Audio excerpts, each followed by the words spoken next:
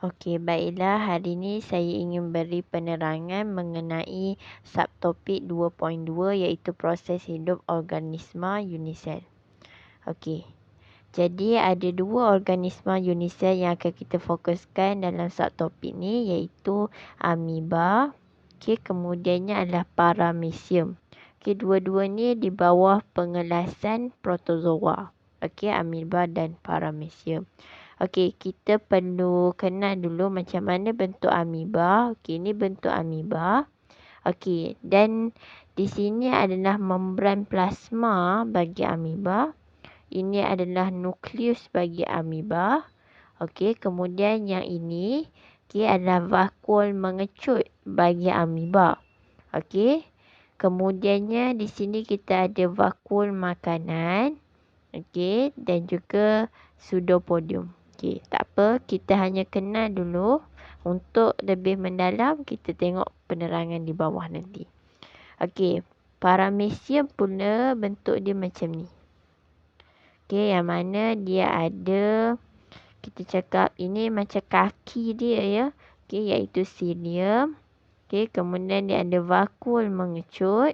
Okey. Macam amoeba, vakul mengecut dia bentuk bulat sahaja. Tapi kalau paramecium, vakul mengecut dia bentuk macam matahari. Macam ni. Okey.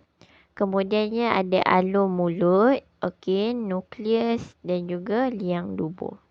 Okey. Jadi kita akan pergi tengok apa yang kita nak belajar hari ni. Iaitu kita nak belajar proses hidup mereka. Okey, kita mulakan dengan pergerakan. Macam mana amoeba dan paramecium bergerak. Okey, sebelum saya beri penerangan, untuk pengetahuan semua, amoeba bentuk dia boleh berubah-ubah. Okey, berbeza dengan paramecium, bentuk dia tetap. Maksudnya, bentuk dia macam ni saja kalau paramecium. Okey, tapi amoeba bentuk dia tak semestinya macam ni. Dia boleh berubah-ubah. Okey. So, dalam pergerakan ni, bentuk amoeba ni dia akan berubah sebenarnya. Walaupun ni tak ada dalam buku teks, tapi untuk penerangan dia. Kenapa? Sebab amoeba ini dia tak ada kaki. Tetapi, dia bergerak dengan dia mengunjulkan pseudopodium.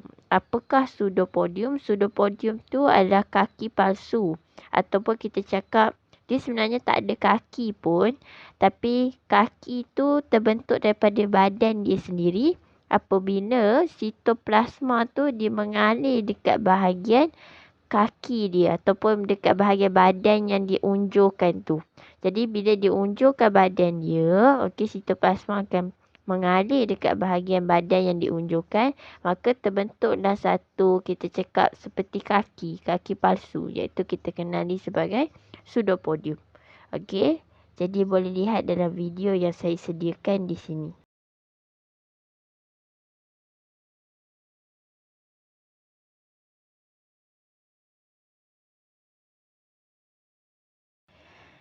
Okey, seterusnya macam mana pula paramecium bergerak? Okey. Paramecium sebab dia ada kaki sebenar iaitu cilium. Jadi dia hanya bergerak menggunakan cilium. Yang mana istilah biologi dia adalah melalui pukulan cilium yang beritma. Okey. Jadi paramecium bergerak dengan menggunakan pukulan cilium yang beritma. Sebab cilium tu adalah kaki dia.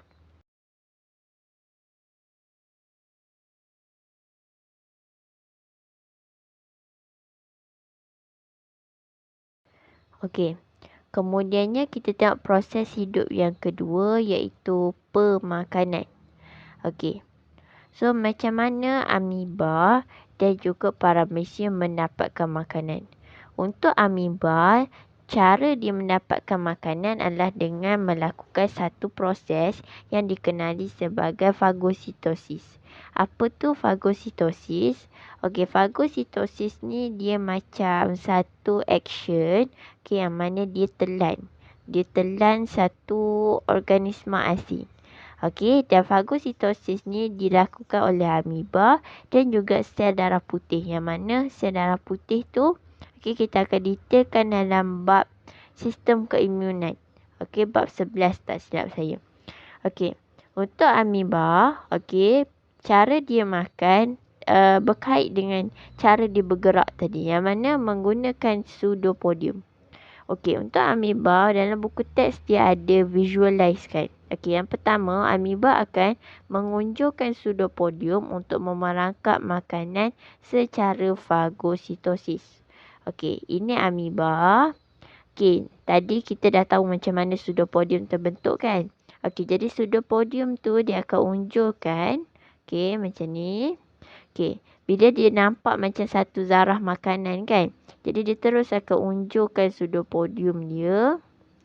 Okey, untuk memerangkap makanan tu. Okey, once makanan tu dah terperangkap. Okey, apa yang akan jadi? Kita tengok. Vakul makanan akan bergabung dengan lisosom. Okey, macam ni ya. Okey, makanan tu bila dia dah perangkap makanan tu dia akan masuk dalam ni. Okey, dia akan masuk dalam vakul makanan ni. Okey, yang benda hijau ni. Bila dia perangkap makanan tu akan masuk dalam vakul makanan. Selepas makanan tu dah masuk dalam vakul makanan, baru dia akan bergabung dengan lisosom. Okey. So, mulanya dia masuk dalam vakul makanan dan bergabung dengan lisosom.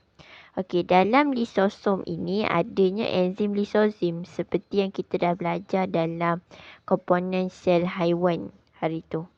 Okey, jadi maka enzim lisozim dalam lisosom tu akan menghidrolisis ataupun menguraikan zarah makanan tadi. Okey, bila dia dah uraikan, maka nutrien yang dihasilkan, okey, akan diserap ke dalam sitoplasma. Okey, jadi sini setelah enzim lisozim dah uraikan, okey, zarah makanan tadi, maka nutrien tu akan diserap dalam sitoplasma sekeliling ni.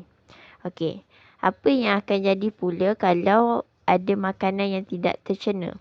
Makanan yang tidak tercerna akan disingkirkan apabila amoeba bergerak. Jadi, bila amoeba ni bergerak, okey, dia bergerak, okey, menjauhi sesuatu tempat. Jadi, pada masa yang sama dia akan meninggalkan sisa makanan yang tidak tercerna. Okey. Seterusnya kita tengok macam mana paramecium mendapatkan makanan. Okey, paramecium dia macam kita je. Okey, yang mana dia macam masukkan makanan tu dalam mulut dia. Simple word. Okey, tapi di sini dia lebih detail. Pukulan cilium maksudnya dia pukul kaki dia, kaki pukulan cilium. Okey, dengan menggunakan kaki dia tadi, cilium tu dipukul. Okey, sebarang zarah makanan untuk masuk ke dalam alur mulut dia. Okey. Di sini. Okey. Sini cilium, kaki dia, contoh ada sini bakteria, dia akan menggunakan kaki dia untuk pukul ataupun untuk macam tarik. Okey, zarah makanan tu termasuk dalam alur mulut dia. Okey, saya ada sediakan video untuk pemakanan paramecium.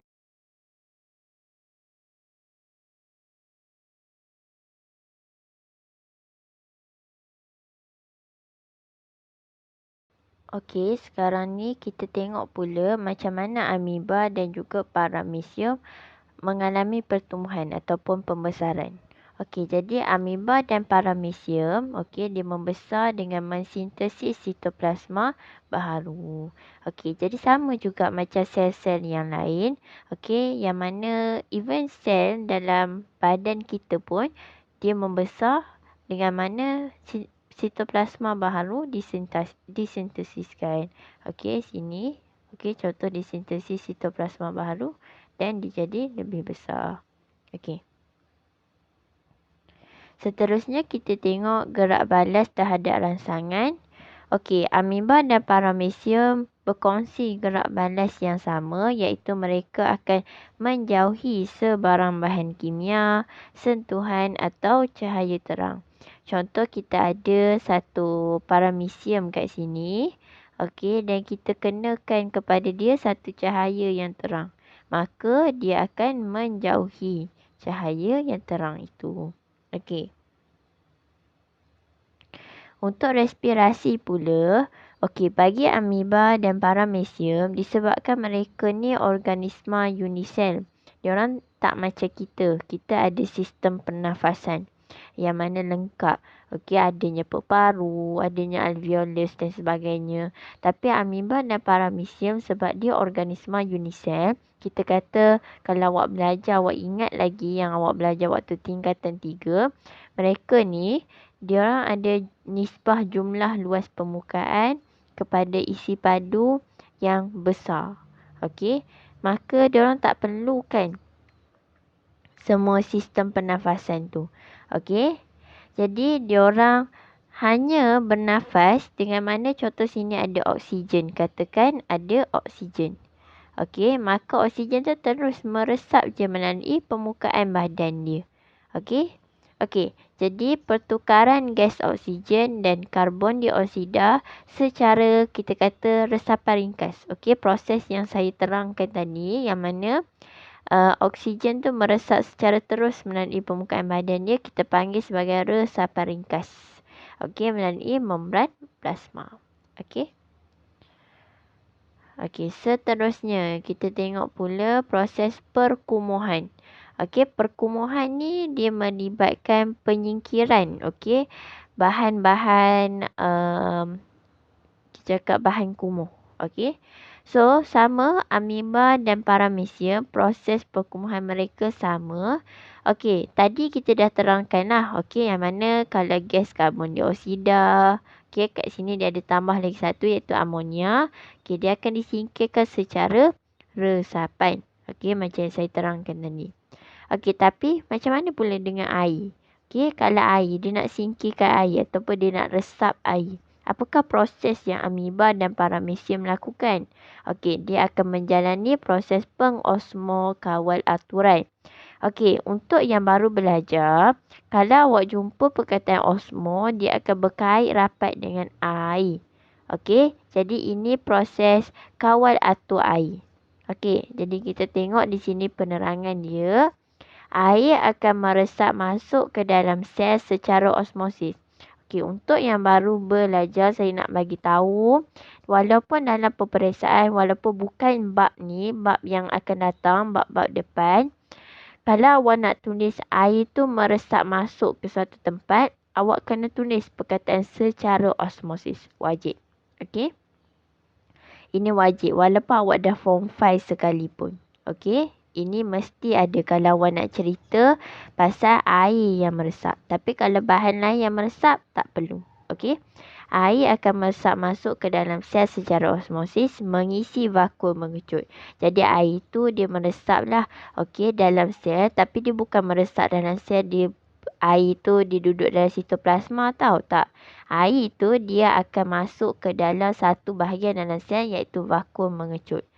Yang mana kalau dekat sini. Ini adalah rupa vakuum mengecut bagi amoeba. Dan ini adalah rupa vakuum mengecut bagi paramecium. Jadi bila air tu dia meresap, dia akan masuk dalam ni. Dia akan masuk dalam ni. Jadi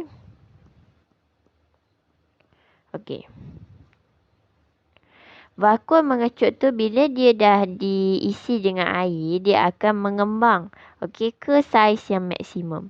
Kemudian apa yang akan jadi, dia akan mengecut semula untuk menyingkirkan air dari semasa ke semasa. Vakuum mengecut, dia akan kembang, kemudian dia akan kecut balik. Untuk singkirkan air. Saya ada sediakan video untuk proses ni.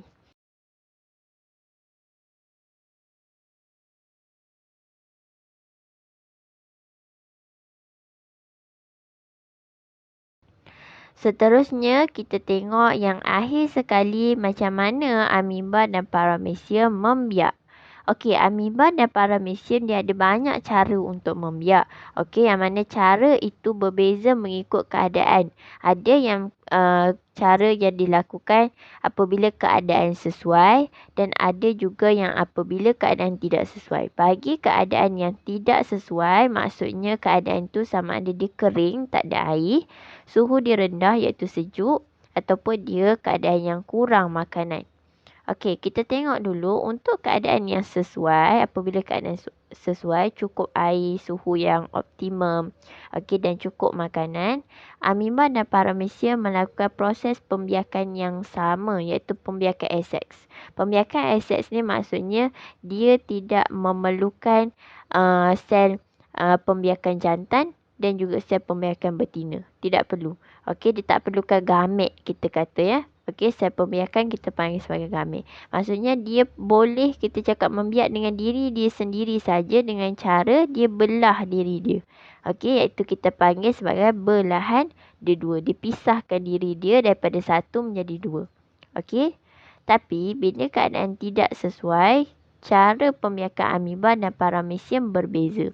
Bagi amoeba, dia akan membentuk spora. Okey, yang mana spora ini dia tidak bercambah waktu keadaan yang tak sesuai tu. Okey, tetapi bila keadaan dah pulih, okey, dia akan bercambah. Jadi biji-biji spora dalam tu apabila dia bercambah, dia bertebaran dekat tempat lain dan terbentuk amoeba yang baru. Okey, untuk keadaan tidak sesuai yang seterusnya, kalau untuk paramecium, dalam keadaan yang tidak sesuai, buat pembiakan seks. Okey. Okey. Yang mana dia melakukan konjugasi. Jadi untuk paramecium jadi unik. Bila dia keadaan sesuai, dia melakukan pembiakan aseks. Okey. Bila keadaan tidak sesuai, melakukan pembiakan seks. Yang mana dia akan memerlukan gamet. Okey, iaitu sel pembiakan jantan dan sel pembiakan betina. Dalam keadaan yang tidak sesuai. Yang mana kita panggil proses ini sebagai proses konjugasi. Okey, yang ni konjugasi. Dan yang ini belahan dua-dua. Okey, sekian perkongsian daripada saya untuk subtopik ini. Terima kasih.